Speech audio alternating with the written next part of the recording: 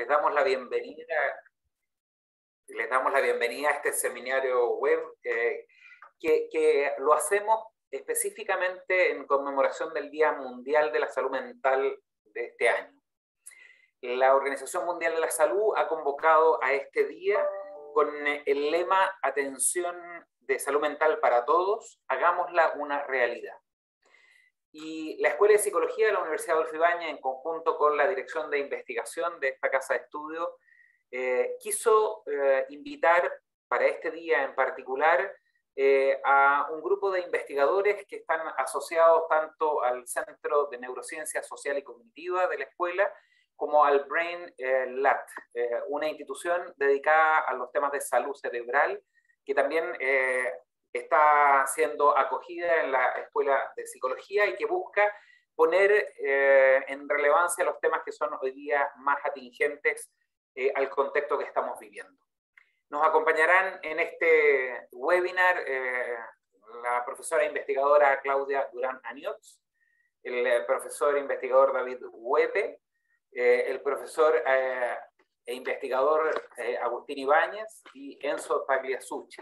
Estamos haciendo un esfuerzo además bien importante porque tenemos presencia de estos investigadores que están, algunos en el Reino Unido, en Irlanda, el profesor Ibáñez está allá, otros en Argentina, otros en otras partes del país y aquí en Santiago de Chile. Quiero solo, a propósito de este Día Mundial de la Salud Mental, darle la bienvenida y agradecerles. Tenemos mucha gente que se ha inscrito a este webinar. Cuando la Organización Mundial de la Salud convoca a este día, reconoce que la pandemia del COVID-19 ha tenido un gran impacto en la salud mental de todas las personas. Algunos grupos, como los trabajadores de la salud y otros trabajadores de primera línea, los estudiantes, las personas que viven solas, los adultos mayores particularmente, y aquellos que tienen afecciones mentales preexistentes, se han visto seriamente afectados. Los servicios de atención para los trastornos mentales, neurológicos y de consumo de sustancias se han visto considerablemente interrumpidos. Sin embargo, pese a este escenario, tenemos algunos motivos para ser optimistas. Durante la Asamblea Mundial de la Salud Mental en mayo del 2021, los gobiernos de todo el mundo reconocieron la necesidad de ampliar los servicios de salud mental de calidad para todos los niveles de atención. Y algunos países han encontrado nuevas formas de prestar atención a la salud mental de sus poblaciones. En nuestro caso, queremos hoy día abordar el tema de la salud mental, pero desde una perspectiva más amplia que la que habitualmente utilizamos. No queremos circunscribir la salud mental a la psicología, sino que queremos entender cómo esta está más globalmente asociada a condiciones que tienen que ver con la llamada salud cerebral en términos generales, a los procesos evolutivos como el envejecimiento, a las condiciones de pobreza y, por cierto, que a la afectación particular, ¿cierto?, de las condiciones de la pandemia. Queremos también, ¿cierto?, hacer un guiño a los nuevos desarrollos de tal manera que podamos efectivamente hoy día hacer realidad la preocupación por la salud mental.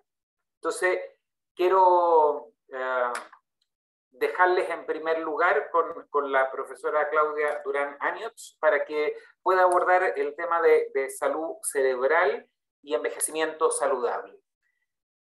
Cada uno de los profesores que están invitados van a tener 15 minutos para poder hacer una presentación. En la pestaña de preguntas y respuestas que ustedes tienen, ¿cierto?, en la parte de abajo de su pantalla, les vamos a pedir que puedan ir dejando sus preguntas. Al término de las exposiciones, ¿cierto?, vamos a ordenar esas preguntas y vamos a poder dirigirlas para poder tener un tiempo de conversación. Y agradeciéndoles nuevamente por estar aquí, los dejo con ustedes, con la profesora Claudia Durán Aniots.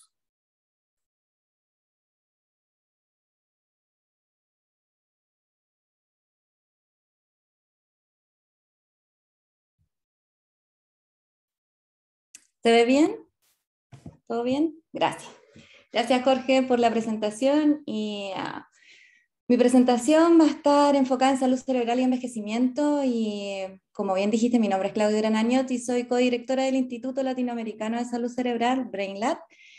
Y específicamente en esta presentación les quiero mostrar o les quiero contar qué es nuestro instituto muy brevemente. Y nuestro instituto pretende empoderar a líderes e investigación innovadora sobre salud cerebral en Latinoamérica.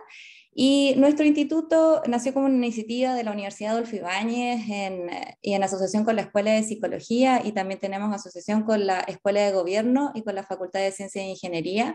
Y tenemos una fuerte asociación con el Global Brain Health Institute de la Universidad de California y también del Trinity College en Dublin. Pero también tenemos asociaciones nacionales y latinoamericanas, como es el Centro de Neurociencia Social y Cognitiva, la Clínica de Memoria y Neuropsiquiatría, GERO, y RedLab y LACCEDES, que son iniciativas latinoamericanas para el estudio de la salud cerebral. Entonces, en sí, no les voy a hablar como específicamente de nuestras metas, sino más bien que nuestro instituto está dirigido para la investigación innovadora en salud cerebral, pero también para empoderar o la creación de capacidades de líderes en este ítem o en salud cerebral en Latinoamérica. Ahora bien, vamos a hablar un poco déjenme mover esto. Vamos a hablar un poco de qué es salud cerebral y finalmente a qué se refiere salud cerebral. El National Institute of Engine refiere a la salud cerebral como la capacidad de recordar, aprender, jugar, concentrarse, mantener una mente clara y activa. Y en pocas palabras, la salud cerebral va a consistir en aprovechar al máximo el cerebro y ayudar a reducir algunos de los riesgos asociados cuando envejecemos. Y específicamente también les quiero comentar que la salud cerebral no es solo la simple ausencia de las enfermedades como cerebrales, sino más bien consiste en sacar el máximo partido al cerebro, reducir los riesgos que corre y protegerlo, para crear una capacidad de recuperación y también finalmente lo que llamamos a la reserva cognitiva. Y finalmente esta reserva cognitiva es como nuestro ahorro a lo largo de nuestra vida. ¿Para qué? Para poder tener un cerebro más resistente y disminuir o tener menos impacto en las patologías cerebrales que están asociadas con el envejecimiento. Entonces, por otro lado, hay distintos componentes de la salud cerebral y probablemente muchos de los expositores en este webinar van a hablar específicamente de salud cerebral, pero les quiero comentar que la salud cerebral tiene este componente cognitivo, emocional, físico y social. Por otro lado, si analizamos el contexto en el que estamos, tenemos un mundo o estamos envejeciendo, o sea, el envejecimiento de la sociedad. También sabemos que la fuerza laboral va a envejecer. Por otro lado, el envejecimiento es uno de los factores de riesgo más propensos para desarrollar demencia, Alzheimer o otras demencias. Y también hay un estrés agotamiento, que todo esto va a conducir a un deterioro de la salud cerebral. Y acá en este gráfico lo que les quiero mostrar es una figura de las proyecciones de la prevalencia de personas mayores en la región latinoamericana. Y este porcentaje se calculó a personas mayores de 60 años según los distintos países de Latinoamérica y en comparación a nivel mundial. Y si nos fijamos acá, Chile desde el año 2015 al 2050 se proyecta un 109,5% que aumentará la población adulta mayor. Por eso mismo nosotros tenemos que enfatizar, crear y mejorar las políticas públicas relacionadas con este envejecimiento o con salud cerebral en relación a las personas que están envejeciendo. Y por otro lado, este es un gráfico o la típica curva que se hace piramidal, pero acá les muestro que desde el año 92 al 2050, la población mayor a 60 años va a ser mucho más que la población de 0 a 14 años. Y esto es de la fuente del Observatorio de Envejecimiento en base a las proyecciones del Instituto Nacional de Estadística. Entonces, nuevamente quiero reforzar que tenemos que mejorar nuestras políticas públicas relacionadas a esto. Entonces, por otro lado, Como les dije, hay distintas amenazas para la salud cerebral y una de estas amenazas es más personas con demencia, y esto es debido a que uno de los factores de riesgo para desarrollar los tipos de demencia es la edad, pero el Alzheimer es un tipo de demencia, mayoritariamente en todos estos tipos de demencia, pero no es la única, también está la demencia vascular, la demencia frontotemporal, Parkinson y otros tipos de demencia. Por otro lado, nosotros sabemos que las tasas, la demencia ahora específicamente afecta a unos 50 millones de personas y 82 millones van a ser, son proyectados para el 2030 y 152 millones para el 2050. Y acá siempre recalco, esta es del Alzheimer Disease International, el impacto de la demencia y que cada 3 segundos es diagnosticado alguien con demencia. Ahora bien, por otro lado, quiero recalcar que la demencia no significa envejecimiento normal, es un envejecimiento patológico y hay distintos factores de riesgo que podrían ser modificables y hay estrategias para reducir estos tipos de factores.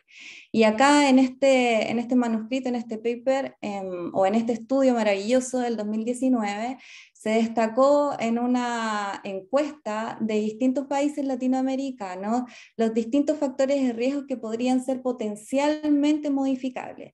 Y acá les recalco que en la temprana edad, la baja educación podría ser uno de estos factores, en la mediana edad entre los 45 y los 64 años, la pérdida de audición, la hipertensión y también la obesidad, y por otro lado, a mayores de 64 años, uno de estos factores potencialmente modificables son el tabaquismo, la depresión, la inactividad física, el aislamiento social y también la diabetes. Y acá es súper importante recalcar que el 56% de estos factores podría ser modificable y podríamos reducir el impacto de las demencias. Ahora bien, ¿qué se está haciendo específicamente en distintas organizaciones, en la Organización Mundial de la Salud y también la Organización Panamericana de la Salud? Líneas de acción para promover el envejecimiento saludable, como impulsar políticas públicas, crear entornos amigables a las personas mayores, armonizar los sistemas de salud para las necesidades específicas de las personas mayores, desarrollar sistemas de prestación y mejorar la medición y el seguimiento y la investigación sobre envejecimiento. Y todas ellas les dejo acá los links para que vean los dos tipos de organizaciones en relación a estas líneas de acción para el envejecimiento saludable. Y por otro lado, en asociación también con el Global Brain Health Institute, el Global Brain Health Institute y asociaciones también destacan distintos tipos de cómo querer y cuidar nuestro cerebro. Y acá quiero destacar dos distintas líneas. Una es la primera línea, que es alimentar las redes sociales, las relaciones sociales, y también practicar un sueño. Y esto no solo es porque esto se ha visto específicamente en distintos estudios, en distintos tipos de modelos, que va a implicar el desarrollo de algún tipo de patología. Entonces, si prevenimos esto, podemos prevenir algún tipo de desarrollo de demencias, por ejemplo. Por otro lado, también el Alzheimer Association tiene 10 maneras de querer o amar tu cerebro, y estas también están relacionadas específicamente con actividad física, ritmo cardíaco, no fumar, los mismos factores que les había comentado anteriormente. Y por otro lado, en Chile, ¿qué se está haciendo? Estos son los principales programas políticos de envejecimiento positivo desde el eje saludable y también el eje de participación, en distintas como entidades, Senama y otros centros día, también relacionados con Senama, pero casi todos ellos están relacionados con personas que tienen o que son socioeconómicamente vulnerables. Y por eso mismo destaco que la demencia, a pesar de tener un poco más de prevalencia en personas vulnerables, socioeconómicamente vulnerables, no tiene distinción. O sea, la demencia, el principal factor de riesgo es el envejecimiento. Ahora bien, por otro lado, ¿qué pasa con la investigación a futuro de las demencias? Como les dije, la enfermedad de Alzheimer es una de las demencias más primordiales o una de las más destacadas en este círculo. Y es alrededor del 60-70%. ¿Y qué se está haciendo específicamente? Uno de los estudios es a través de sangre joven como tratamiento para las demencias, y esto empezó con estudios, no se ve muy bien, pero son estudios que se llaman parabayosis, en donde comenzaron a unir animales a través de la piel y este animal que se nota acá es un animal joven con un animal viejo para poder traspasar algunos de los factores de juventud a animales viejos para poder rejuvenecer. Y también otros estudios están relacionados con plasma joven en inyecciones de plasma en la colita del ratón para ver estos mismos tipos de factores y si se puede rejuvenecer. Y de hecho hay varios estudios relacionados con esto y ven específicamente dos partes súper importantes en envejecimiento, que es la patología específicamente en el cerebro y también la parte como de comportamiento. Pero por otro lado, los estudios ahora se inclinan en disminuir la patología de la enfermedad de Alzheimer y hay varios estudios, no les puse acá, hay varios estudios relacionados con inyecciones o transfusiones de sangre joven a estos animales que tienen la patología para ver qué pasa en el cerebro de estos animales en términos patológicos y en términos también cognitivos. Entonces, en ese sentido, Drácula no estaba tan mal. El tomar sangre joven podría rejuvenecer específicamente. Tengo entendido que hay un estudio, pero no sé si es un estudio específico que en humanos, que es Ambrosia, pero la transfusión sanguínea ha existido durante mucho tiempo, pero no ha tenido efectos como de rejuvenecimiento. Y también hay mucho, como les dije, hay mucha polémica porque también la sangre puede producir algún tipo de reacción inmune. Pero sí, lo que sí hay ahora específicamente para fases clínicas en humanos es este estudio que se llama AMBAR, que es el Alzheimer Management by Albumina Replacement. Y específicamente, ¿qué hacen en este estudio? Extraen la sangre de nuestro cuerpo y hacen le reponen finalmente al plasma, sacan el plasma y reponen con albúmina. Y esta es una molécula, ¿y por qué les quiero contar esto? Porque la albúmina finalmente se va a unir a estas proteínas malas, entre comillas, en nuestro cerebro, que es a beta 40 y a beta 42, y después las elimina de nuestro organismo, ¿sí? Entonces, ¿qué va en este estudio? Este estudio finalmente se hizo en 496 participantes y tiene distintos como estadios, con baja albúmina y inmunoglobulina, alta albúmina y también está en un estudio placebo.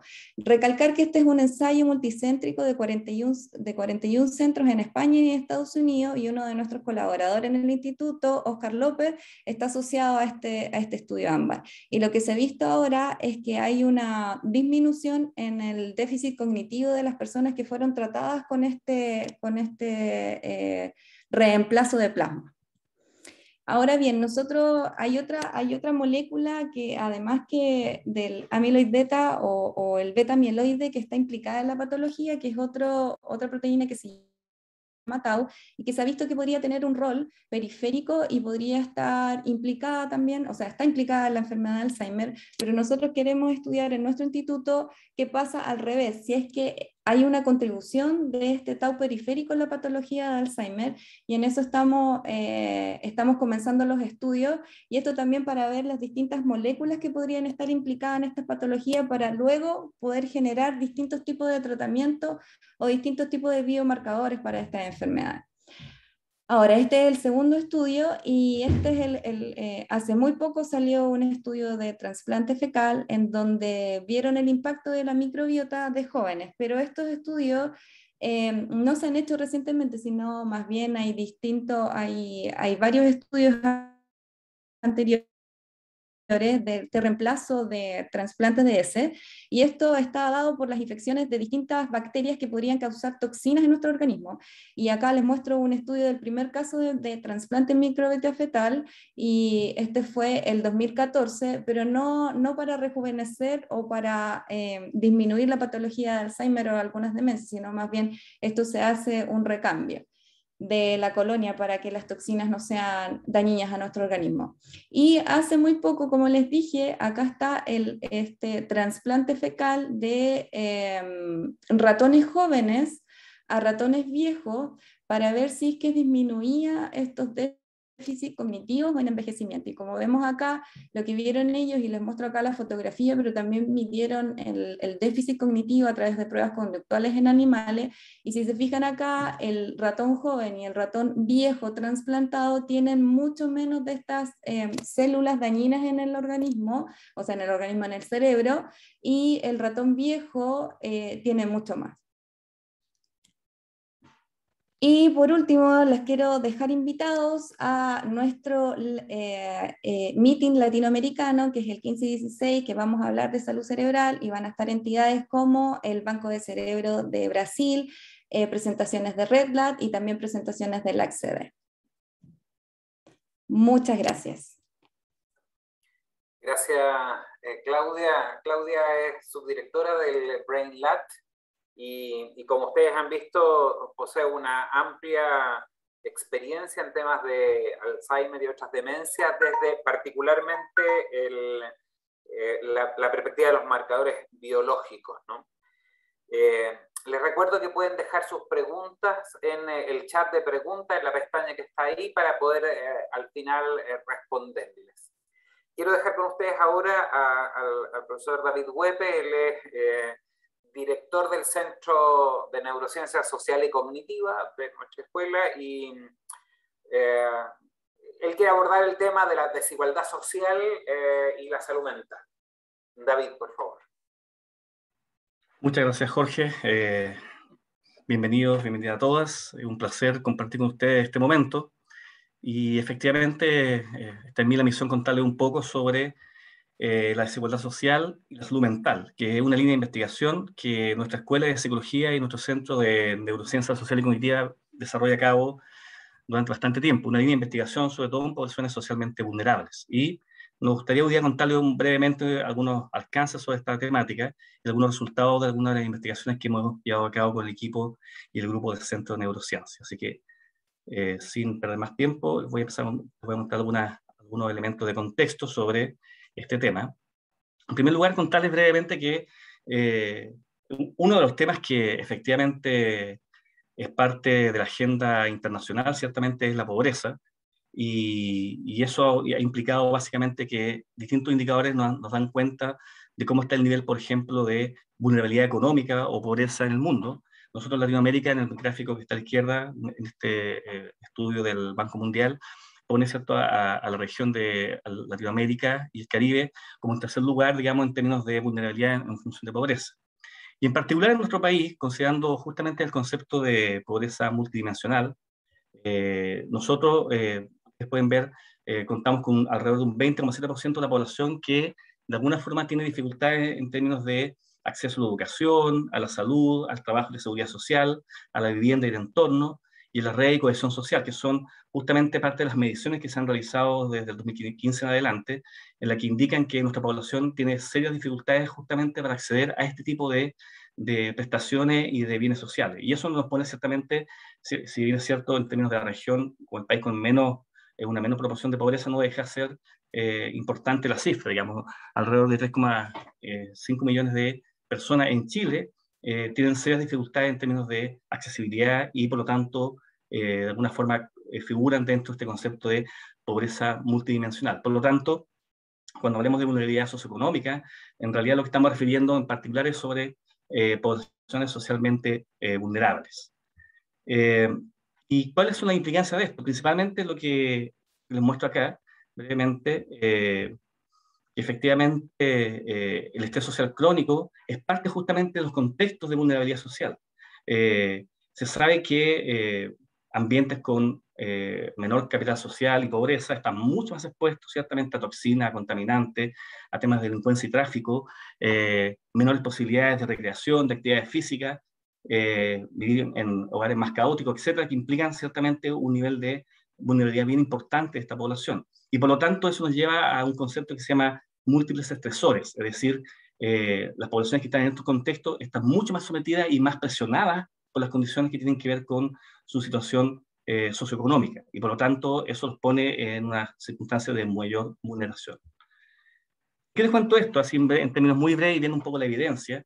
Principalmente lo que se ha visto que en poblaciones socialmente vulnerables, dadas las condiciones que hemos comentado recién, hay efectos no solamente sociales, sino también hay efectos de orden neurobiológico. En particular, se ha visto que hay una seria disfunción en el eje HPA, que es cierto, el sistema que regula, por ejemplo, el funcionamiento de la respuesta al estrés, y por lo tanto, personas que vienen en contextos que son socialmente vulnerables han demostrado o han mostrado ciertamente que sufren también un nivel de disfunción de este eje que básicamente controla o regula, ¿cierto?, la circulación de cortisol, ¿cierto?, en el sistema, que es básicamente la hormona que responde a la respuesta al estrés. Principalmente se han visto varios fenómenos, entre esos fenómenos epigenéticos, que tienen que ver con la metilación, ¿cierto?, de receptores de glucocorticoides, que no se expresan dadas condiciones de vulnerabilidad que tienen que ver justamente con privación social temprana, con temas de ambiente, digamos, que no son adecuados para niños y jóvenes, en términos de vulneración social. Y eso tiene un efecto importante a nivel de salud mental. Solamente para contarle uno de los datos, en una investigación que salió en Nature hace un tiempo atrás, en que muestra que niños que fueron abusados en la infancia, versus ciertos niños que no lo fueron y otras personas que se habían suicidado por otras razones. Aquí esto es un estudio sobre post-mortem de personas que se habían suicidado. Se encontró que aquellos que tenían antecedentes de abuso en la infancia o de privación social temprana por vulnerabilidad económica y social, tenían una mayor metilación de genes que implicaban la no expresión de estos receptores de glucocorticoides, que básicamente finalmente tenían un efecto sobre la disfunción del eje HPA. Por lo tanto, aquí el punto que quiero tratar de plantear es que el estrés, en particular el estrés crónico, ¿cierto?, y social crónico, es uno de los principales efectos negativos que ocurren a nivel cerebral y a nivel de salud mental y general, en particular en esta población. Hay evidencia en modelos animales, también es cierto en ser humano, en que, dadas las condiciones de vulnerabilidad social, aquí hay un modelo, ¿cierto?, que muestra básicamente que hay dos vías de afectación. Por un lado, el ambiente lingüístico, que tiene que ver con el capital cultural y social, que finalmente también tiene impacto a nivel cerebral, por ejemplo, en términos del lenguaje, ¿cierto?, de la capacidad de abstracción, de generación de sentido semántico, etc. Y a nivel el estrés en términos de, ciertamente, lo que implica la afectación, por ejemplo, de áreas como el hipocampo, la amígdala y el eje cingulado anterior, que son sistemas que regulan la conducta emocional y social. Y por lo tanto, hay una afectación bien importante en estos modelos sobre esos aspectos que tienen que ver con una respuesta al ambiente. Y claramente, niños que han sido negligidos en la infancia tienen un hipodesarrollo a nivel cerebral en función de niños que no han sufrido de estos eventos. Y particularmente esto ocurre justamente en contextos socialmente vulnerables o socioeconómicamente vulnerables. Solamente para dar un par de antecedentes sobre eso, aquí ustedes pueden ver, hay un par de estudios que muestran justamente cómo el nivel socioeconómico de las familias está directamente relacionado con una hipomaduración de áreas del cerebro. Por ejemplo, en los gráficos de izquierda ustedes pueden ver que áreas como la amígdala, ¿cierto?, y el hipocampo presentan una menor expresión, digamos, de sustancias en la medida que, por ejemplo, están vinculados a menor ingreso económico, o después, ciertamente, cuando se van desarrollando en los años, digamos, entre más edad, tienen menor cierta conectividad o menor actividad cerebral en estas zonas del cerebro que han sido afectadas justamente por la vulnerabilidad. En el otro lado también uno puede ver ciertamente la expresión de materia gris, que serían básicamente cuerpos neuronales que están vinculados a áreas que tienen que ver con el hipocampo también y con la corteza prefrontal. Todas son zonas que tienen que ver con la conducta social, la cognición social, la planificación, la organización y la toma de decisiones. Por lo tanto, son áreas que están afectadas, desafortunadamente, por temas que están vinculadas específicamente al tema de la pobreza, ¿cierto?, y la inequidad social. Nosotros hemos hecho algunos estudios en población socialmente vulnerable y hemos encontrado, a partir de otras técnicas, como por ejemplo a través de electroencefalografía, que, por ejemplo, hay menores presiones de ciertas bandas de conectividad cerebral, como por ejemplo banda alfa, que está vinculado a la metacognición y a la capacidad, ¿cierto?, de toma de decisiones, en la cual en los grupos que están menos adaptados aparece ciertamente una menor expresión de estas bandas. Por otro lado, también en pruebas de conectividad cerebral a través de estudios de reposo, también hemos encontrado que bandas como delta y teta, que son bandas relativamente lentas de conectividad cerebral, se expresan mucho más en población socialmente vulnerable versus grupo control. ¿Y qué significa esto? Se ha encontrado en la literatura, por ejemplo, que la aparición de estas bandas delta y teta está vinculado, por ejemplo, a daño cognitivo leve. Entonces, y esto estamos hablando de población normal, es decir, personas que viven en contextos socialmente vulnerables tienen ciertos indicadores, marcadores cerebrales muy parecidos a lo que podría ser un daño cognitivo leve. Entonces, claramente hemos encontrado resultados que afectan a nivel cerebral y al tema de la salud mental en general. Eso es lo que estaba tratando de expresar ahí, ¿no? Otro estudio hemos encontrado, solamente para ir planteando algunos elementos de contexto, en que variables que tienen que ver con aspectos sociales y cognitivos son factores, digamos, que predicen, por ejemplo, mejor o peor bienestar psicológico y bienestar social. Como ustedes lo ven ahí, los grupos que están menos adaptados socialmente y que hemos encontrado estos resultados, presentan, por ejemplo, problemas de autoestima, tienen sensación de aislamiento o soledad, problemas de impulsividad, hay mayor percepción de estrés, menor logro de control interno y menores apoyos en redes familiares, que son muy importantes como factores protectores. Es decir, esto ocurre particularmente en manera más fuerte en contextos socialmente vulnerables y hemos encontrado estos resultados que no son explicados, ojo con esto, particularmente por variables como educación, género o edad, que podrían ser, uno dice, bueno, aquí se explican principalmente estos factores, pero en realidad son más bien variables cognitivas y sociales las que están explicando justamente esta diferencia en términos de, por ejemplo, bienestar psicológico, como aparece ahí en el gráfico.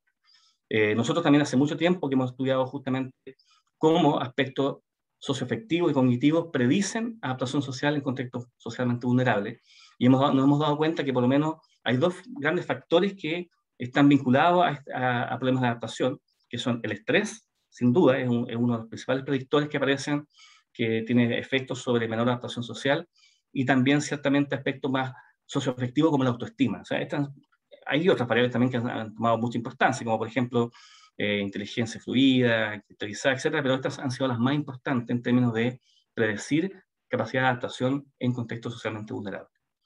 Esto quiero decir también una cosa importante, que de alguna forma tanto la pobreza y las funciones cognitivas están mucho más presionadas ambientalmente en estos contextos, y eso implica que estas personas requieren de más recursos mentales para realizar otras tareas.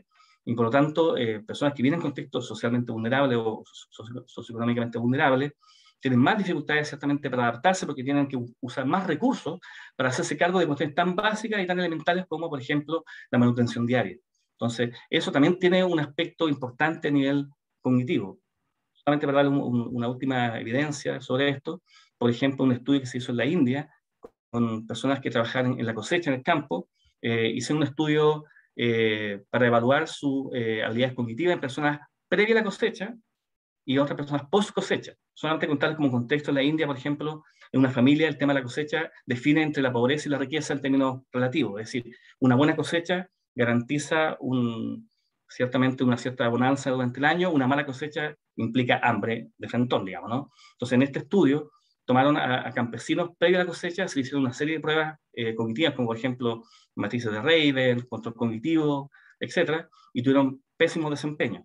En cambio, aquellos otros, digamos, campesinos que se hizo la prueba posterior a la cosecha y han tenido una buena cosecha, y esto se controló en distintos contextos, ellos tuvieron un buen desempeño. Es decir, lo que encontraron era que la angustia y la preocupación por condiciones materiales y económicas afectaban las habilidades de respuesta cognitiva y salud mental, ¿no? Y lo que se sabe entonces es que las personas que están en esos contextos también tienen serias dificultades, como por ejemplo adherencia a tratamiento, tienen menos cuidado en su salud preventiva, presentan dificultades en mantener acuerdos en citas con el sistema de salud, peor manejo de las finanzas, etc. Es decir, esto no es gratis. Es decir, el hecho de tener mayor costo cognitivo por las condiciones sociales y ambientales tiene un efecto a nivel cognitivo y conductual de manera relevante.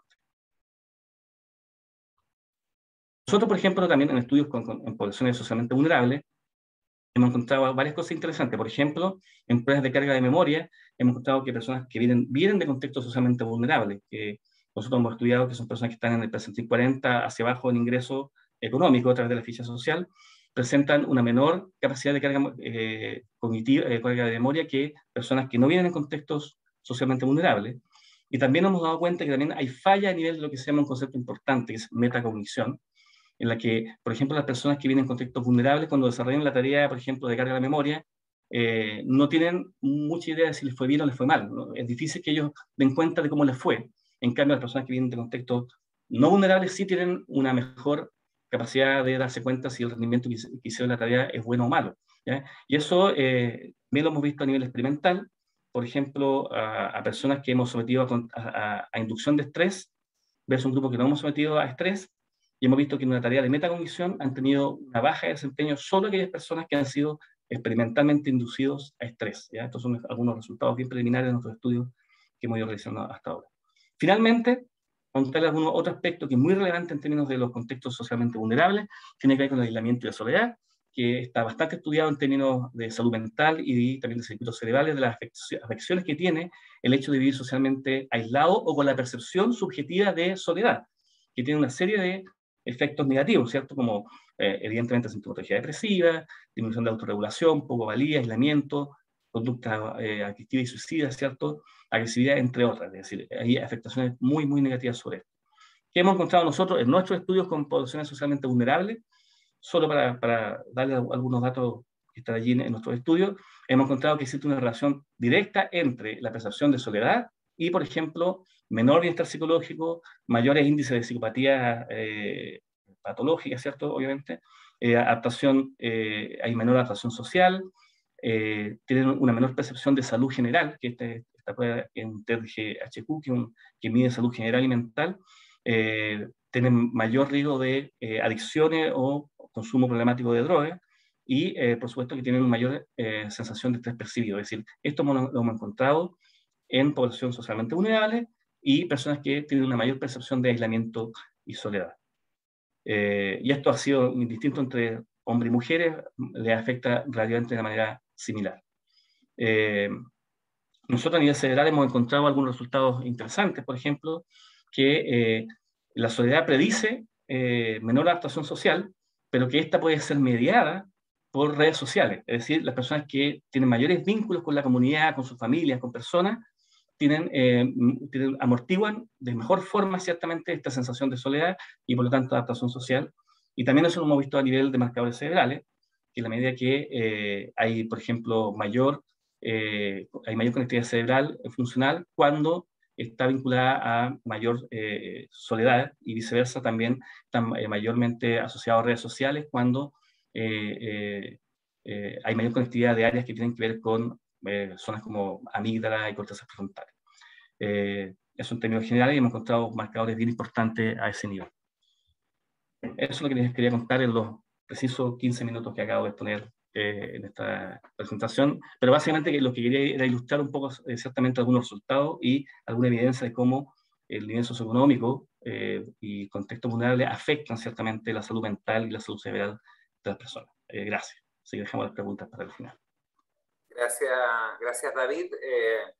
Tremendos datos, ¿no? Así como Claudia nos mostraba el impacto de los factores biológicos, ¿cierto?, en la salud cerebral, la existencia de la vulnerabilidad socioeconómica y los estudios que has estado haciendo y han estado haciendo como grupo en los contextos, ¿cierto?, de finalmente estrés social crónico asociado a la pobreza, tienen una afectación muy, muy significativa, digamos, ¿no?, en esta población. Les recordamos que en la pestaña de preguntas y respuestas pueden ir dejándonos sus preguntas para que después podamos tener una conversación. Para poder abordar un poco los desafíos que la salud mental y la salud cerebral tienen en la post-pandemia, queremos dejarlos ahora con el profesor investigador Agustín Ibáñez, director del BrainLab y miembro de nuestra escuela. Agustín, por favor.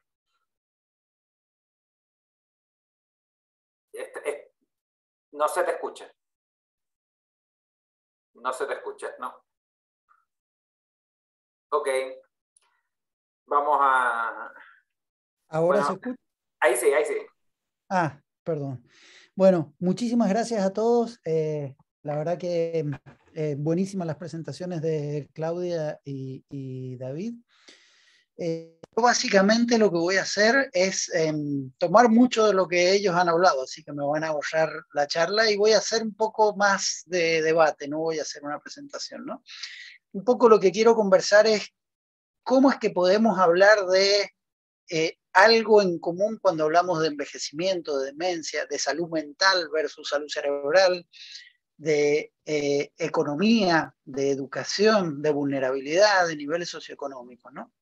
A primera vista y cuando, mientras más impregnados estamos de la formación académica, más nos cuesta ver todas estas cosas como una totalidad, ¿no? Y eso es un poquito lo que me interesa que conversemos, porque básicamente el 2020 y el 2021 no solo nos han traído todas las ojeras y malos ratos que todos hemos pasado a distintos niveles, sino que también nos han ayudado a entender conexiones que no eran tan visibles antes. Y a esto me refiero con toda esta bolsa de cosas que acabo de mencionar, ¿no?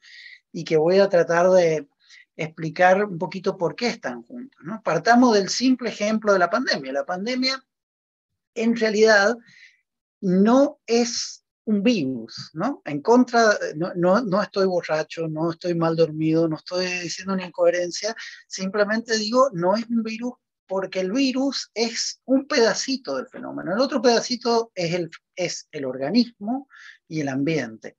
Es por esto que, por ejemplo, un virus puede tener un impacto devastador en algunas personas y en otros su impacto es mínimo, ¿no? Es por esto también que hay países que tienen doble o triple vacunación y entonces el problema del virus es mucho menos grave que aquellos países donde están lejos de tener ni siquiera la primera vacunación a nivel poblacional. A esto se le llama sindemia en lugar de pandemia, ¿no?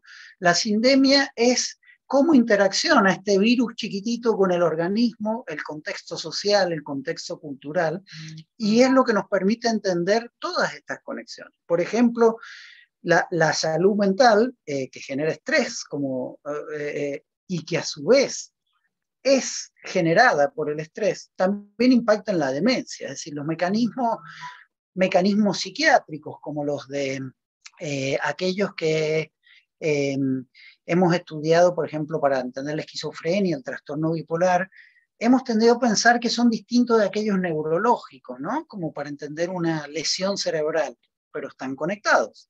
Entonces, este es el gran mensaje que la pandemia nos trae, que la salud no es algo que sea independiente de la educación. ¿Por qué? Porque si tenemos baja educación, tenemos más vulnerabilidad y vamos a tener más riesgo de salud mental, más riesgo de salud médica, más riesgo de enfermedades crónicas no transmisibles, ¿no es cierto? Pero no solo eso, digamos, la salud no es algo separado de la economía. Si pensamos nuestra economía, que es una economía, ¿no es cierto?, basada ya no tanto en la materia prima o en el conocimiento per se, sino en el uso humano de ese conocimiento, en el aportar valor a través de las habilidades humanas, ¿no es cierto? Y donde la generación de valor depende de la capacidad mental de una persona, ¿no? Si está bien, si no está deprimida, si puede atender bien, si no está estresada, si no tiene una ACV, ¿no es cierto? Si no tiene una enfermedad cardiovascular que le impacte. Las personas sanas van a producir mucho más valor. Por ende, a largo plazo, esta dicotomía entre salud y educación es bastante falsa y nos cuesta darnos cuenta que el mundo ya cambió, digamos, y que hay una relación mucho más fuerte. Entonces, este es un punto que es importante entenderlo, ¿no? Ahora, acercándonos un poquito al tema, ¿no? Antes de distinguir entre salud mental y salud cerebral, tenemos que recordar que es un problema fundamental, ¿no? Más o menos la mitad de las causas de discapacidad en el mundo son los trastornos cerebrales o mentales, ¿no? El 75 o el 95% de las personas con trastornos mentales y cerebrales en los países que son de medianos o bajos ingresos no tienen un acceso a la salud. O sea, la gran mayoría de estas personas a un acceso a salud adecuado, ¿no? Además, este tipo de problemas no se consideran a nivel económico, ¿no? Y hasta hace muy poco no existían políticas de inversión, ¿no? Ahora existen, pero existen en ciertas burbujas dentro del globo terráqueo, ¿no? Esto no es menor y es súper importante y relevante, creo, para discutir hoy, ¿no? Entonces, cuando uno piensa qué tienen en común, ¿no es cierto? La niebla mental, por ejemplo, que genera el COVID, el pensamiento a corto plazo, esto que hablaba David, ¿no? Cuando uno está estresado, está demandado, le cuesta proyectarse, le cuesta pensar tranquilo, le cuesta hacer cosas de forma coordinada. La depresión, la ansiedad, el estrés, la demencia, e incluso cosas que no tienen que ver con cosas de salud estrictamente, como el tribalismo político, la radicalización, la fake news, ¿no? La negación de la ciencia. Todos ellos implican una fina articulación mental y cerebral, ¿no es cierto?, con fenómenos poblacionales y sociales. Y de alguna forma todos implican una especie de disrupción interna o externa, ya sea biológica, económica, estructural, ambiental o social. Es por esto que la salud mental y cerebral son críticas en nuestra realidad social actual, ¿no? Este es el punto que a mí me interesa marcar más fuerte, porque como buenos académicos nos cuesta entender las conexiones entre estas cosas, porque nos vamos especializando en ciertos dominios, ¿no es cierto? Entonces, cuando uno piensa ¿por qué hablamos de salud mental o salud cerebral? Bueno, hablamos de esta distinción porque es una distinción heredada. Antes de que esta distinción existiera, por ejemplo, grandes personas que hoy se considerarían neurólogos, como Kraepelin, Alzheimer, Freud incluso, ¿no es cierto?, y muchas personas que estudiaron las enfermedades cerebrales trabajaban en lugares donde no existía la distinción psiquiatría-neurología, ¿no? ¿Y qué es esta distinción? Bueno, la salud mental, que depende de la psiquiatría, de alguna forma refiere a aquellas causas mentales, versus que la salud cerebral refiere a causas neurológicas, ¿no? Esta distinción es falsa. Si bien, por supuesto, es absolutamente válido encontrar en ciertos fenómenos causas más mentales o causas más cerebrales, estas causas tienden a ser circulares, es decir, lo que influye es lo influido, ¿no es cierto? Y es mucho más interrelacionado de lo que nosotros pensamos, ¿no? Entonces, por ejemplo, los cuadros mentales pueden producir daños cerebrales que después van a impactar en enfermedades neurológicas. Las enfermedades neurológicas no es que no pueden también acompañarse de enfermedades mentales. Las causas ambientales, ¿no es cierto? Por ejemplo, la toxicidad de ciertos factores ambientales, ¿no es cierto? O el aislamiento, la soledad percibida de la que hablaba David, pueden conducir a enfermedades psiquiátricas o pueden empujar la aparición de enfermedades neurológicas como la demencia, digamos. A su vez, factores genéticos, más puramente biológicos, ¿no es cierto?, factores de toxicidad cerebral, pueden también estar asociados a enfermedades psiquiátricas o neurológicas. De nuevo, es que tenemos que empezar a pensar un poquito de forma más ecológica los conceptos de salud mental y salud cerebral. Por ende, debiésemos hablar de salud mental y cerebral casi indistintamente. Y digo casi porque existen instituciones que regulan estos términos, ¿no? Entonces, por ejemplo, si tenés un trastorno bipolar, tenés que ser diagnosticado por un psiquiatra y tenés que recibir un tratamiento psiquiátrico, ¿no? Si tenés un accidente cerebrovascular, tenés que ser visto por un neurólogo y tenés que tener un tratamiento acorde a esto. Por ende es que es válido hacer estas distinciones, pero hay que entender que son distinciones de grado, ¿no? Que en el fondo están mucho más interrelacionadas, y en la medida que desarrollemos una visión multidisciplinaria, vamos a entender cómo funciona la salud mental y cerebral de mejor manera. No solo la vamos a entender de mejor manera, sino que vamos a poder intervenir en el mundo para promover la salud mental, ¿no? Para promover la salud mental no solo hay que ser un psiquiatra o un neurólogo, hay que saber de economía, hay que saber de educación, hay que saber de bienestar, de sentirse bien, hay que saber de autorregulación emocional, ¿no es cierto? Entonces, este es el gran desafío que nos depara la salud mental de aquí en adelante, ¿no? Pero por otro lado, esto también no solo es un desafío a nivel individual o profesional, es un desafío institucional, es decir, para generar cambios con impacto en el mundo, tenemos que ser conscientes de que tenemos que articular distintos saberes y distintas iniciativas, ¿no? Eso es algo que, por ejemplo, pasa muy claramente en el campo de la demencia, del cual Claudia conversó, y temas súper importantes. Por ejemplo, para poder diagnosticar en tiempo la demencia hay que tener un sistema de salud preparado, hay que tener un plan nacional para esto, hay que tener además recursos para intervenir después, porque si no intervenimos no tiene mucho sentido la detección de la enfermedad, ¿no es cierto?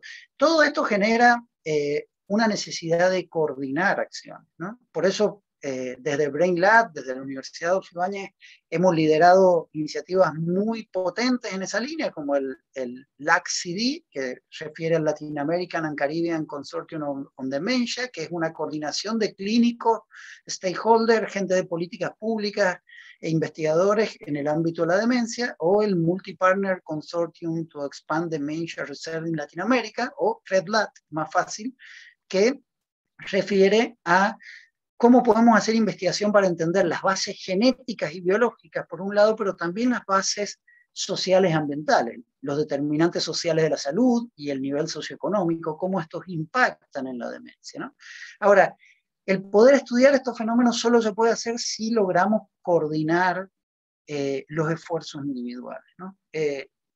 No existen Robinson Crusoe de la ciencia hoy en día, especialmente si uno quiere que la ciencia tenga impacto en la vida real, ¿no? Tenemos que saber coordinarnos con múltiples actores.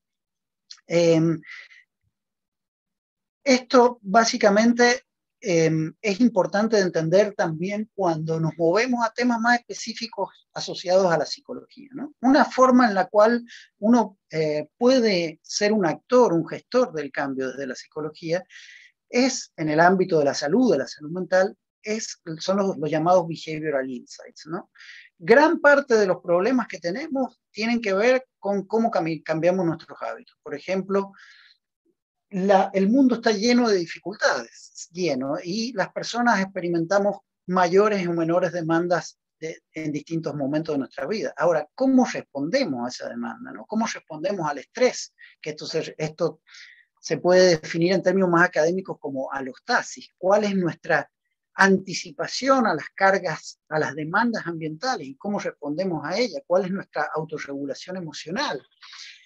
Cuán bien nos apoyamos en nuestras redes sociales o no lo hacemos, ¿no? Cuán bien podemos cambiar hábitos que son poco saludables o que no queremos. Todo esto refiere a cambio conductual, y es ahí donde la psicología tiene muchísimo que decir, ¿no? Los behavioral insights son una especie de iniciativa que comparte conocimiento de la psicología social, de la psicología cognitiva, de la psicología clínica, pero también comparte estrategias de la economía del comportamiento o también incluso de data science, ¿no? Y básicamente, ¿en qué consiste? Bueno, en que para generar cambios en las conductas, a veces tenemos que hackear la mente, ¿no? ¿Qué significa esto? Que para poder generar cambios, tenemos que usar mecanismos que son muy automáticos, muy inconscientes y que muchas veces no los controlamos conscientemente. La mayor parte de nuestras decisiones son inconscientes, y es ahí donde la psicología puede aportar mucho para generar mecanismos para que se produzcan cambios. Usar, por ejemplo, supongamos, ¿no? Querés dejar de fumar, no podés dejar de fumar. Bueno, hay un montón de estrategias de behavioral insight que te pueden ayudar. Te olvidás de pagar tus impuestos y tenés una tendencia repetitiva a pagar tus impuestos, a olvidarte de ello. Bueno, los behavioral insight te pueden pueden generar mecanismos para ayudarte a que esto no pase, ¿no? Y en este sentido creo que la psicología tiene un rol fundamental dentro de las ciencias del comportamiento para poder generar intervenciones para producir cambios en conductas más saludables, ¿no? Y ya para ir terminando, no sé, la verdad que no llevé el tiempo, no sé si voy muy lento o muy atrasado, pero más o menos esto es lo que quería comentar, simplemente para comentar que para cerrar este tema de la salud mental, creo que han ocurrido cambios tremendos, no solo en los últimos 10 años, sino en los últimos 2 años, perdón, sino en los últimos 10, 15 años, ¿no? El desarrollo de la tecnología, por un lado, el descubrimiento o el redescubrimiento del factor humano, ¿no? Cuán importante es la capacidad de atención, de focalizar la atención, de regular nuestras emociones, de apoyarnos en nuestras redes sociales, ¿no? Todo esta reconsideración del capital humano, de lo que nos hace intrínsecamente humanos para las organizaciones, para las sociedades, no solo para la familia o la vida individual, junto con los cambios acelerados que ha gatillado la pandemia, nos obligan a no tener tanta miopía de futuro, ¿no? El mundo va a cambiar mucho más rápido de lo que estamos acostumbrados y es probable que nos cueste anticipar la enorme cantidad de cambios que se vienen. Creo que la redefinición de la salud mental y salud cerebral, ¿no es cierto?, como una especie de enfoque holístico, global, desde el individuo a la sociedad, va a ser un aporte único en nuestros próximos años, va a ser crítico para el desarrollo individual, familiar, social, cultural, empresarial, y creo que desde la salud mental, la salud cerebral y la psicología tenemos un rol primordial. Muchas gracias, Agustín, tremendo mensaje. Justamente estaba pensando en que frente a este lema planteado por la Organización Mundial de la Salud para este día, atención de salud mental para todos, hagamos la realidad, solo es posible si es que tenemos estos enfoques holísticos. Yo me complazco de poder compartir con quienes nos han estado hoy día que dentro de este panel, todos miembros, todos profesores de la Escuela de Psicología de la Universidad Adolfo Ibáñez, hay una bióloga de origen, Claudia Durán, hay un sociólogo, David Huepe, y hay un psicólogo, que probablemente han todos, ¿cierto?, ido generando un saber propio respecto de los temas de las ciencias del comportamiento, de las ciencias del cerebro y la salud mental y cerebral particularmente. Tenemos una pregunta hecha por Rafael Gambarrotti, que está dirigida específicamente a David, pero les quiero invitar a que podamos, ¿cierto?, abrirlo. Rafael plantea, ¿se puede mejorar las capacidades cognitivas de personas que han vivido en entornos vulnerables al cambiarles a un mejor entorno?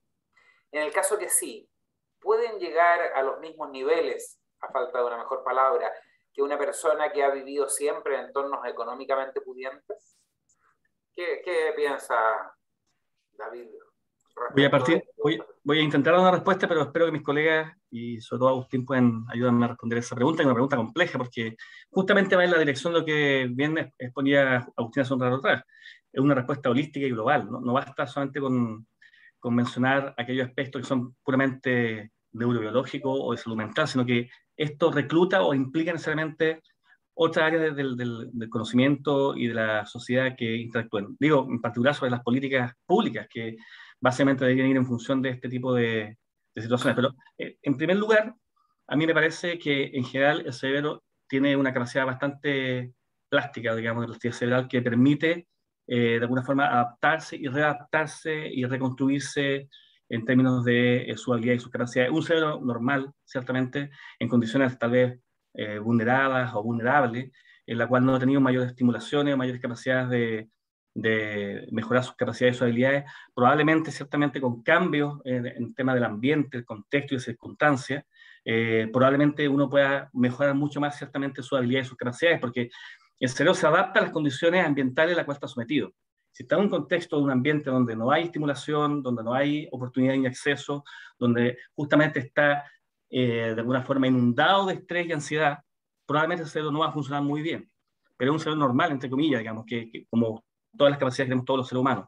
Cambiando de esas circunstancias ambientales donde, por ejemplo, pueda estar fuera del ámbito del estrés, ¿no? Que para mí me parece que permítame la analogía, una de las principales toxinas del cerebro, que hace que todo funcione mal, y en condiciones de oportunidades, de motivación, de buenas condiciones materiales, probablemente sí, uno pueda de alguna forma lograr cambios importantes a nivel del funcionamiento cerebral y de la salud mental.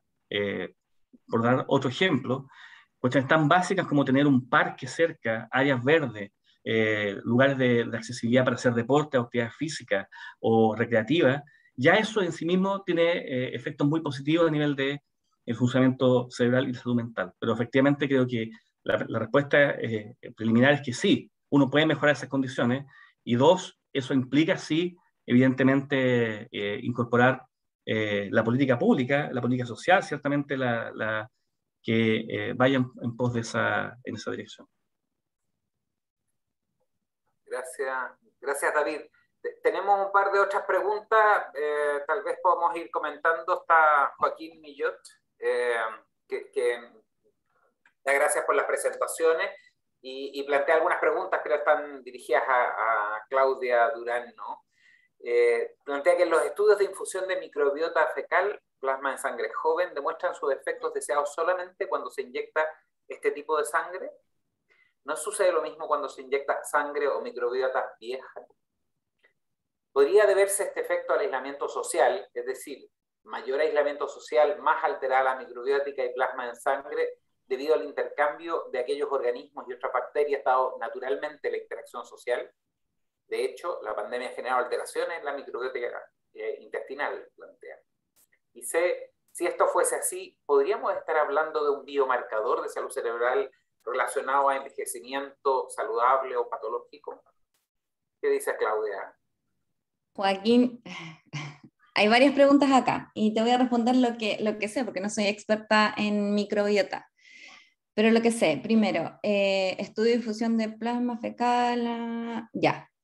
Sí, específicamente en este estudio lo que hicieron es hacer este trasplante fecal también de ratones viejos, en ratones viejos. Y vieron que no había, o sea, que no se disminuía como la patología o la parte como de behavior. Y por otro lado, específicamente en la sangre, nosotros recientemente sacamos un estudio al revés.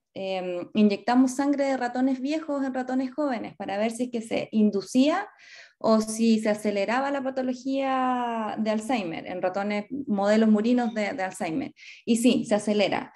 Y específicamente no se sabe el por qué, pero hay varios factores. Y uno podría estar siendo esta proteína amiloidogénica, pero también la parte de inflamación es súper importante. De hecho, todos los estudios relacionados con sangre joven, el estudio ámbar, etcétera, se estudia específicamente más el sistema inmune. ¿Por qué? Porque el sistema inmune está relacionado también con la microbiota.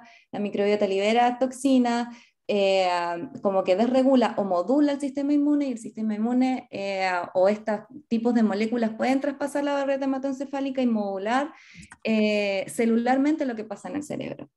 Entonces, la primera sí, los ratones viejos específicamente no modulan, o sea, heces trasplantadas en ratones viejos, de ratones viejos, no va a modular.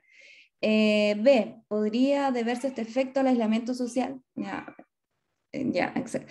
Yo no sé específicamente si es que la microbiota, y probablemente sí, nuestra microbiota varía interindividuo y a través también, o sea, entre nuestras partes del cuerpo y también entre individuos, por lo que comemos, por lo que hacemos, la actividad física, etc. Entonces, probablemente, yo no soy experta, pero probablemente sí, podamos tener distintas poblaciones de bacterias en nuestras distintas partes del cuerpo y también en distintos individuos.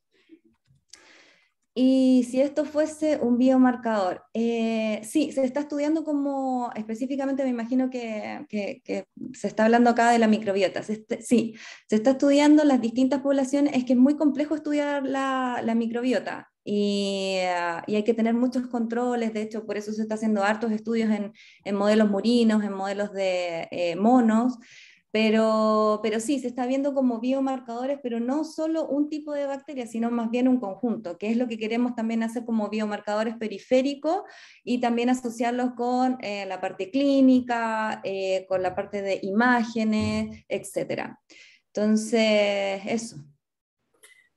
Bien, gracias Claudia. Yo quiero, no puedo dejar de decirlo, pero Joaquín es de esos profesionales de la salud mental que están haciendo una diferencia. Estudió psicología de origen, hoy día es parte de nuestro doctorado en neurociencia social y cognición, que la verdad que ya ha producido algunos papers y está haciendo estos aportes desde lugares como, de alguna manera, los que yo tengo la impresión nos convoca la pregunta que hace Eva Luz Orozco desde México. Te agradecemos, Eva, que estés desde allá. Junto con felicitarnos por este panel, dice que es psicóloga y en su contexto en México es un poco complicado ampliar el espectro de trabajo multidisciplinario de capital humano para poder atender la salud mental de las personas en todos los ámbitos, social, cognitivo, emocional y físico. ¿Cómo ir cambiando esa visión holística en los profesionales de la salud? Y quiero dirigirle la pregunta específicamente a Agustina, a pesar de que esta es una invitación a que podamos hacerla globalmente. Bueno, muchísimas gracias por la pregunta. Es difícil de responder. Hay como que desaprender tanto no solo nuestra formación académica, sino cómo trabajan las instituciones, ¿no? Entonces, no es nada fácil y creo que hay mecanismos, podemos decir bottom-up, de abajo hacia arriba, o top-down, ¿no? Los mecanismos bottom-up tienen que ver con generar curiosidad, apertura mental para entender, ¿no es cierto?, fenómenos tremendamente complejos. Como cuando hablamos de la salud mental, no estamos hablando de algo que sea relativamente simple, estamos hablando de fenómenos tremendamente complejos, desde en el sentido que son multinivel, involucran, no sé, aspectos puramente biológicos, aspectos puramente psicológicos, aspectos sociales, y toda su articulación, ¿no es cierto? Y con una variabilidad individual tremendamente amplia, ¿no es cierto? Sino que también son ideológica, conceptual, incluso políticamente complejos, ¿no? Entonces, lo primero que hay que entender es que las soluciones o enfoques de una sola disciplina van a ser muy limitados, sobre todo aquellos enfoques interdisciplinarios que traten de ser abarcativos de otras explicaciones, ¿no? Por ejemplo, cuando la neurociencia trata de reducir los problemas mentales a un problema del cerebro, ¿no es cierto?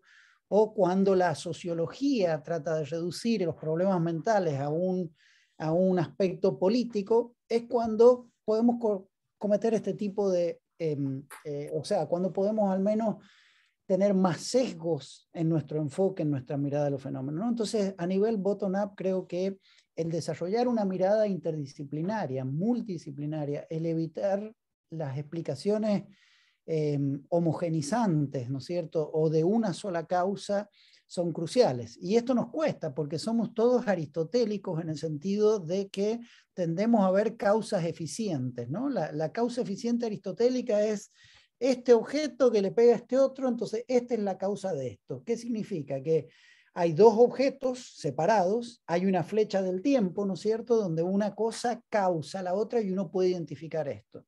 En los problemas mentales no se aplica nada de esto. Primero que nada, no hay una mente y un cerebro o un contexto. Estos están entrelazados todo el tiempo. Entonces no hay dos objetos separados. No hay una línea causal única. Hay múltiples temporalidades. En la salud mental influyen los procesos micro. Cuando David hablaba un poquito de esto de la posibilidad de generar cambios, por ejemplo, el ambiente genera efectos inmediatos y uno tiene una respuesta del estrés aguda, pero después tiene efectos de estrés mucho más a largo plazo. Y después tiene efectos incluso intergeneracionales, digamos. Si sos una persona que ha sido sometida a niveles extremos de estrés, por ejemplo, es probable que se puedan transmitir estos aprendizajes a través de los mecanismos epigenéticos, ¿no? Entonces las próximas generaciones pueden ser que desarrollen una sensibilidad al estrés. Entonces la temporalidad causal de estos fenómenos es tremendamente complejo. Entonces lo primero que tenemos que desarrollar es una especie de mirada humilde para entender que nuestros modelos, para entender los fenómenos mentales, son muy sobresimplificados y que tenemos que promover un enfoque mucho más holístico y multidisciplinario. Y a nivel top-down necesitamos cambios institucionales. Esto es crucial y hay muchísimo por hacer. Yo siempre remarco que ya hace como 3 meses The Economist, una revista de economía tremendamente conservadora, por primera vez en la historia, si no me equivoco, propuso la inversión en salud mental como best buy, como la mejor compra, ¿no? Esto no es trivial, esto significa que nos hemos empezado a dar cuenta de que hay que invertir en salud mental y en salud cerebral. Entonces, esta es una necesidad top-down por excelencia, ¿no? Tiene que haber más inversión pública y privada. Por el lado de la inversión privada, cada vez más en la nueva economía, ¿no es cierto?, hay conciencia de esto. Por el lado público tenemos que saber desarrollar enfoques multisectoriales, ¿no? En ese sentido, lo que se llama diplomacia de la salud cerebral es una iniciativa que justamente lo que hace es conectar, por ejemplo, a nivel ministerial, Ministerio de Desarrollo con Ministerio de Salud, ¿no? O Ministerio de Desarrollo Social, mejor dicho, con salud. Esto es algo fundamental, que debiesen estar intrínsecamente articulados, pero a la vez articulado, por ejemplo, con la regulación de los entes que regulan el trabajo, con las compañías, con las escuelas, con los educadores. Entonces, necesitamos mucho más trabajo de coordinación. La OECD ha creado hace un año una unidad de reimaginación económica, así se llama, y está basada en el modelo de salud cerebral, ¿no? Creo que cada vez más de a poquito se van a ir generalizando estas iniciativas, pero en el campo de Latinoamérica va a ser bastante más complejo porque siempre cuesta un poquito más los cambios estructurales latinoamericanos porque tenemos un sistema de salud fragmentado, porque tenemos mucha desigualdad. Entonces, creo que es un esfuerzo que tenemos que hacer como sociedad, desde el individuo hacia las instituciones. Yo solo, Agustín, quisiera agregar a propósito de los desafíos, ¿cierto?, de la articulación intersectorial, la necesidad urgente de cambiar también la formación de pre y posgrado, ¿no? Ahí tenemos una responsabilidad enorme. Si seguimos formando profesionales que de alguna manera, ¿cierto?, estén y trabajen desde comportamientos estancos, va a ser muy difícil poder efectivamente generar un diálogo interdisciplinario. Estamos trabajando en eso, así que la invitación para Eva también es aportar desde allí, como lo plantea, ¿cierto?, en el chat. Tenemos 2 preguntas más y un tercer comentario. Isabel David Siuk dice, pregunta si hay estudios que vinculen la incidencia de grado y tipo de empatía, racional o instrumental, emocional o compasivo, en enfermedades neurodegenerativas. David. O Agustín, yo creo que podría dar la respuesta. Eso ha sido parte de su línea de investigación, así que creo que se van a documentar. Se corta el audio, ¿no? No llegué a escuchar bien, escuché algo de enfermedades neurodegenerativas, pero no llegué a escuchar bien. ¿Me pueden repetir la pregunta? Perdón. Sí, pregunta Isabel si hay estudios que vinculen la incidencia de grado y tipo de empatía, sea esta racional o instrumental, emocional o compasiva, con enfermedades neurodegenerativas. Sí, bueno, a ver, la empatía es un factor, de nuevo, ¿no? Que se deteriora en ciertos tipos de demencia, pero a su vez la empatía es una capacidad protectiva para ciertos tipos de demencia. Entonces, cuando hablamos de esta circularidad causal, es importante también no establecer relaciones unidireccionales, ¿no? Entonces, la empatía, o voy a hablar más bien de la prosocialidad. Yo prefiero hablar de prosocialidad más que de empatía, porque la empatía es un subaspecto de la prosocialidad y no siempre es bueno, ¿no? Imagínense que si ustedes son un cirujano que tienen que operar del hígado a un paciente, ¿no? Y cuando están clavando el bisturí empiezan a sentir mucha empatía por el padecimiento ajeno, ¿no? Probablemente les va a costar hacer bien las cosas. A veces tenemos que poder regular nuestra empatía, ¿no? Pero otras veces incluso es peor. La empatía genera una especie de apego con otra persona y una especie de experienciación automática del padecimiento ajeno.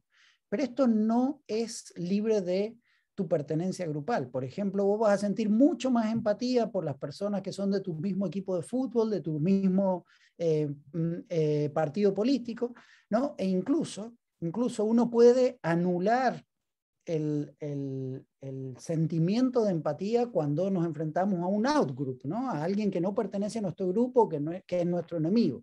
Entonces, y la empatía no siempre es buena. A veces necesitamos compasión más que empatía.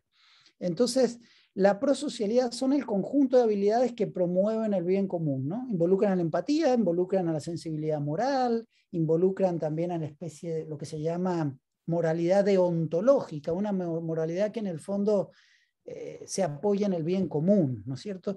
Esta prosocialidad es muy importante en la demencia por dos caminos. Por un lado, porque esto que hablaba David, ¿no? La soledad percibida. Cuando nosotros nos sentimos solos, y se le llama soledad percibida porque uno puede estar rodeado de gente y sentirse muy solo, o uno puede estar, por ejemplo, en Irlanda y estar totalmente solo, alejado de su familia, ¿no es cierto? Pero tiene en su imaginario, en sus vínculos, puede tener una especie de intersubjetividad compartida. Entonces, esta soledad percibida es un fuerte predictor no solo de enfermedades psiquiátricas, sino también de demencia. Las personas que tienen altos niveles de soledad percibida, podríamos decir bajos niveles de prosocialidad, ¿no es cierto?, se vuelven mucho más vulnerables. Hay que pensar que somos individuos intrínsecamente sociales y nuestra capacidad de prosocialidad nos permite movernos en el mundo social, digamos, y este es un factor de riesgo muy importante. Los determinantes sociales de la salud, ¿no?, son críticos para entender el impacto. Justo estamos haciendo un estudio de la encuesta SABE, que se corre en toda Latinoamérica, y los determinantes sociales de la salud en un estudio de 15.000 personas muestran tener un impacto fuertísimo en el deterioro cognitivo y funcional, fuertísimo, más fuerte incluso que algunas enfermedades crónicas no transmisibles que son factores de riesgo para la demencia, ¿no? Entonces, ciertamente que es un factor de riesgo, pero a su vez las enfermedades neurodegenerativas pueden afectar nuestra capacidad de empatía y de prosocialidad, particularmente ciertos tipos de demencia, como la demencia frontotemporal u otras, como la demencia de Huntington, ¿no?, pueden hacer que las personas vayan perdiendo su capacidad de empatía. Uno de los rasgos clínicos definitorios de la demencia frontotemporal es la pérdida de la empatía, ¿no? O la depersonalización, que es un cuadro psiquiátrico que no entendemos bien, donde las personas pierden totalmente la sensibilidad frente a sus seres queridos, de tal forma que uno los puede estar entrevistando y puede estar la mujer con su marido y la mujer puede estar diciendo que no le importa nada si su marido se muere, por ejemplo, ¿no? Y no es el efecto de una relación desgastada a largo plazo, es el efecto de la depersonalización en este caso, ¿no? Entonces, ciertamente que es fundamental y no hay que entenderla de forma unilateral. Gracias, Agustín. Tenemos dos preguntas más, con eso vamos a ir cerrando por el compromiso que tenemos con el tiempo. Jeremy, de psicóloga de Temuco, pregunta: ¿cómo ven los estudios la relación de estado de ánimo y microbiótica? Claudia, ¿hay algo? No sé nada en relación, si es que hay estudios que probablemente se estén haciendo estudios, porque ahora está como, entre comillas, de moda el trasplante de heces en relación a demencia, pero no sé nada en relación a eso. Ok. Tarea, esta es una de las cosas también fascinantes que tenemos, ¿no? El conocimiento está en construcción y necesitamos de todos y todas ustedes para poder efectivamente ir completando lo que sabemos y lo que no sabemos, que es mucho más respecto de estos condicionantes. Agustín. No, solo para comentar que sí hay estudios, sobre todo con depresión. O sea, es un fuerte predictor de la depresión fuerte, me tartamudeé porque es relativo, ¿no? Todos los efectos causales que nosotros tendemos a atribuir de estos factores siempre son moderados, pero ciertamente que hay varios estudios, básicamente por lo que también creo que comentó Claudia o David, ¿no? Claudia, ¿no? Hay una interacción entre la microbioma y la regulación inmune, y la regulación inmune a su vez tiene un efecto directo en la depresión. La inmunodepresión es como el espejo de la depresión psicológica, por así decirlo. Entonces, sí hay mecanismos, y también la microbioma impacta en la oxitocina y en la vasopresina, que son básicamente dos neuromoduladores que influyen en varios aspectos del ánimo y particularmente en nuestro ánimo social, ¿no? La oxitocina y la vasopresina regulan nuestro apego con otras personas y también son desreguladores. Uno puede encontrar desreguladores en la microbioma, pero lo que pasa es que estos estudios, primero, no son causales, segundo, son difíciles porque la microbioma es un caso muy particular de un fenómeno que refleja muchas cosas. Cómo comes, cómo está impactado tu ritmo circadiano, tu nivel de estrés, procesos intrínsecos de tu organismo. Entonces, son procesos muy complejos y tratar de asociarlos de forma lineal con un solo marcador a veces es complejo. Y para terminar, una pregunta para todos, ¿no? Esmeralda nos plantea qué estrategias proponen para atender la salud mental con los posibles trastornos y síntomas que se desencadenaron a partir de la pandemia. ¿Qué pensamos así al respecto? Bueno, yo lo que podría decir al respecto es que, bueno, hay una responsabilidad, primero, del sistema de salud en general, digamos, público, que debería atender circunstancias, ciertos problemas de salud mental, porque hay cuestiones que tienen que ver con la sintomatología y con los cuadros que requieren necesariamente atención en salud mental. Es decir, eso es algo que por más que uno quiera obviarlo, no, se necesita allí más bien ciertamente una acción desde la política pública, desde la salud, para atenderlo. Ahora, dicho eso, para paliar algunas de las circunstancias que implican el gran tiempo de confinamiento, solamente quedan algunos consejos que uno puede entregar como en términos generales, pero que, insisto, son más bien para ir de alguna forma en pos de disminuir a veces el efecto del confinamiento y de los síntomas propios de el empobrecimiento de la salud mental. Pero obviamente cosas como, por ejemplo, comenzar a hacer actividad física, actividades al aire libre. Otra cosa que nosotros hemos encontrado fuertemente, que el vínculo con las redes sociales es tan importante, tan relevante, que volver a conectarse con la gente cercana, con los vecinos, con los familiares, son cuestiones que ayudan mucho a minorar el impacto, por ejemplo, de la pandemia en términos de los efectos de salud mental. Una de las cuestiones que hemos dicho acá con bastante fuerza es que el aislamiento y la percepción de soledad también alteran las habilidades de cognición social y de captar el mundo, que lo alteran de tal forma que uno empieza a ver las cosas en tonos grises. Y creo que una de las maneras de ir resolviendo eso es justamente el poder contactarse con otro, interactuar con otro, poder sentir el apoyo afectivo y también las redes sociales que de alguna forma permitan que uno pueda tener otra perspectiva, otro punto de vista. Y como digo, las otras cuestiones que son más de perogrullo, pero que son importantes, como hacer actividades al aire libre, caminar, hacer ejercicio, tener una dieta saludable, dormir bien, son como algunas de las clásicas recomendaciones generales, pero también, insisto, hay cuestiones que tienen que ver también directamente con la atención en salud mental, es decir, con expertos en el área, digamos, con psiquiatras, psicólogos, ¿cierto? Gente de la salud que puedan, de alguna forma, ir en ayuda, ¿cierto? Y en apoyo de estas personas. Solo agregar, perdón, que el tema de las redes sociales no se refiere a esto, sino que se refiere, digamos, no a la interacción cara a cara, que tal cual. es central para poder Absolutamente. reconstruir, ¿cierto?, la red de apoyo social que es clave y que está directamente relacionada con la condición de salud mental. No sé, Agustín, Claudia, si quieren agregar Ya. algo para cerrar este webinar. Solo hablando un poco del COVID y demencia, yo creo que como investigadores nos tenemos que hacer cargo ahora de cómo va a impactar este virus en relación a la demencia. No sabemos nada, hay algunos estudios que podrían indicar que efectivamente hay un incremento en este tipo de patología, pero estos estudios tienen que ser mucho más longitudinales, o sea, las personas que les dio COVID a los 50 años, que pasa a los 60, 70. Entonces, por nuestro lado o como investigadores específicamente nos tenemos que hacer cargo de eso. Ok, gracias Claudia. Agustín.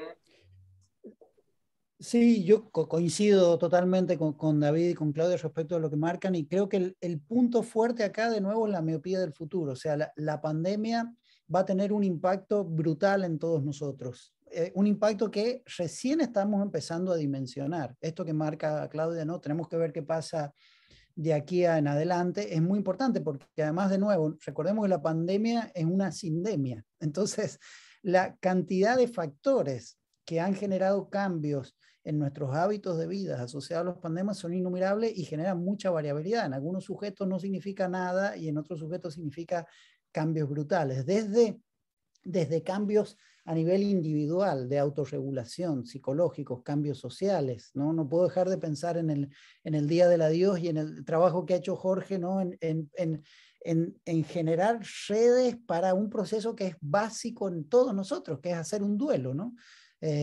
Uno hace el duelo a través de rituales culturales, ¿no? Y a través, cuando puede enterrar o quemar o como sea que se haga con sus muertos, digamos. Cuando eso se interrumpe, ¿no es cierto? Se interrumpe no solo eso, sino los mecanismos psicológicos que ayudan después, a largo plazo, a elaborar el duelo. Entonces, tenemos que entender que el impacto de la pandemia va a ser mucho más largo y tenemos que, pensando en el estrés, que de lo que hablaba David, ¿no? El estrés tiene un pic fuerte donde uno básicamente se adapta rápidamente a las situaciones cambiantes y resuelve todo. Pero después viene el efecto de largo plazo, que es la boleta que te cobran por este estrés, ¿no? Entonces, ahí es donde creo que tenemos que prestar toda la atención a nivel individual y societal, sobre todo, para paliar los efectos que vamos a tener. Tal cual. Bueno, quedamos pendientes, tenemos que contarles que por alguna razón que todavía no sabemos, no pudimos conectarnos con Enzo Tagliasucci, él está en Buenos Aires. Tenemos hartos desafíos, como algunos de ustedes plantean, digamos, no...